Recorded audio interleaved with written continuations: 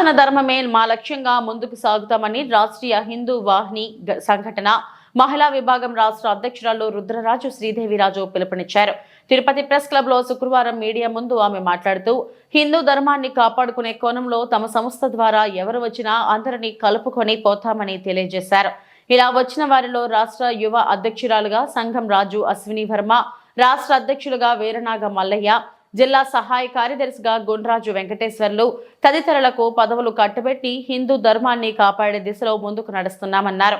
ఈ నెల 5వ తేదీ హైదరాబాద్ లో జరగబోయే హిందూ సభ కార్యక్రమానికి తామంతా తరలి వెళ్తున్నామన్నారు. అలాగే ఈ నెల 19వ తేదీ డెహ్రాడూన్ మరియు శ్రీశైలంలో జరగబో కార్యక్రమాలను కూడా విజయవంతం చేస్తామని తెలియజేశారు.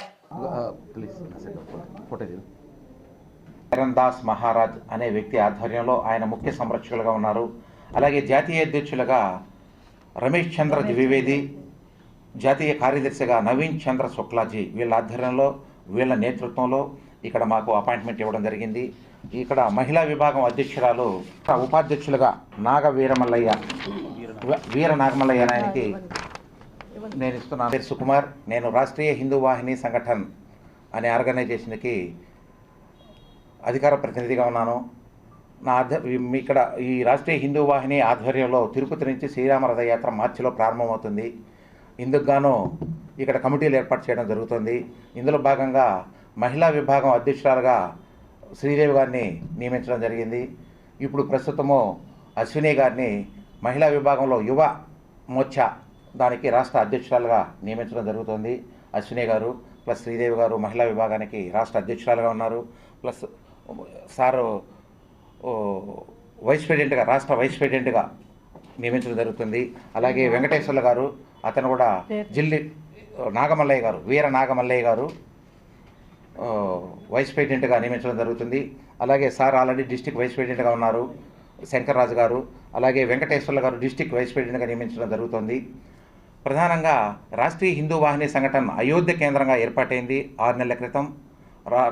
దేశవ్యాప్తంగా ప్రతి రాష్ట్రంలోనూ కమిటీలు ఏర్పాటు చేసి ఈ ఆధ్యాత్మిక భావాలను సనాతన ధర్మాన్ని విశ్వవ్యాప్తం చేయడం కోసం, అంటే క్షేత్రస్థాయిలో ప్రతి గ్రామానికి ప్రతి ఇంటికి చేరే విధంగా చేయాలనే సంకల్పంతో ఏర్పాటైంది.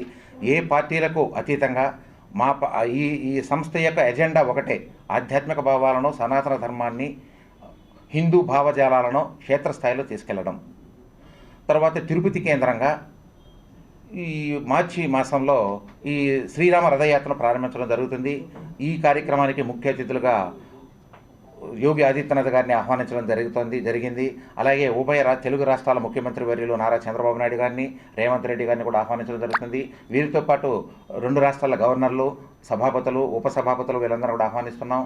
అదేవిధంగా ఈ కార్యక్రమానికి శ్రీలంక ప్రధాని, మారిషస్ ప్రధానిని కూడా ఆహ్వానించడం జరుగుతుంది. వారు కూడా వస్తారు.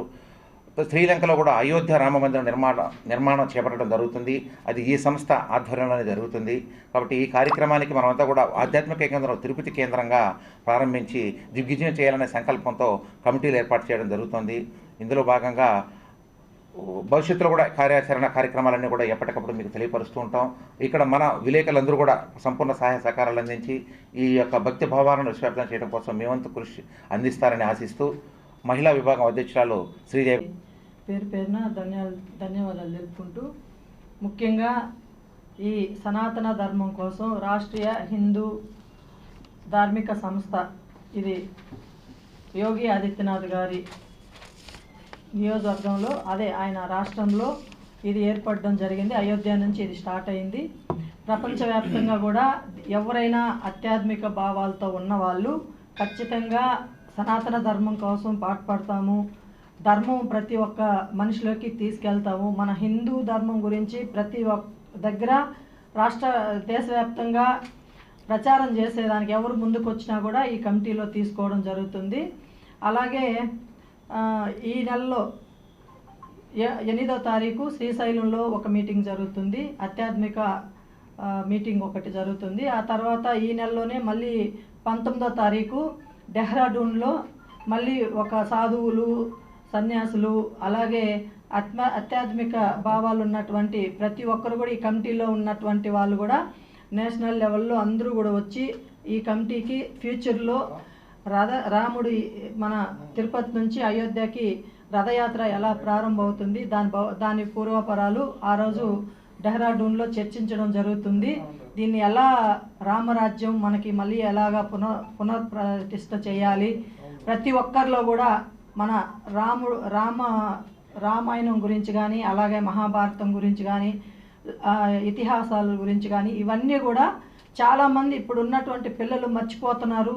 వాళ్ళు ఇప్పుడు ఏమైపోయిందంటే యూత్ అంతా కూడా పెడదవన పడే విధంగా ఈరోజు వేరే మతాలకి అటాక్ అవుతున్నారు. కాబట్టి అవన్నీ కూడా మన హిందూ ధర్మం గురించి ప్రతి ఒక్క చిన్న పిల్లవాడికి కూడా మనం తెలియజేసే విధంగా గ్రామ స్థాయి నుంచి యూత్ ప్రెసిడెంట్గా సెలెక్ట్ అవ్వడం జరిగింది. ఎప్పుడో అంటే వయసు అయిపోయిన తర్వాత భక్తి మార్గంలో ఉండేదానికన్నా యూత్గా ఉన్నప్పుడు, చిన్నపిల్లలుగా ఉన్నప్పుడే భక్తి మార్గంలోకి వస్తే బాగుంటుంది. ఆధ్యాత్మికంగా ముందుకు వెళ్ళాలి. ఇప్పుడు ఈ పదవి అనేది నేను దైవ నిర్ణయంగా భావించి దీంట్లో నా వంతు సహకారం చేస్తూ యూత్ అందరినీ కూడా మమేకమై ఈ ప్రోగ్రామ్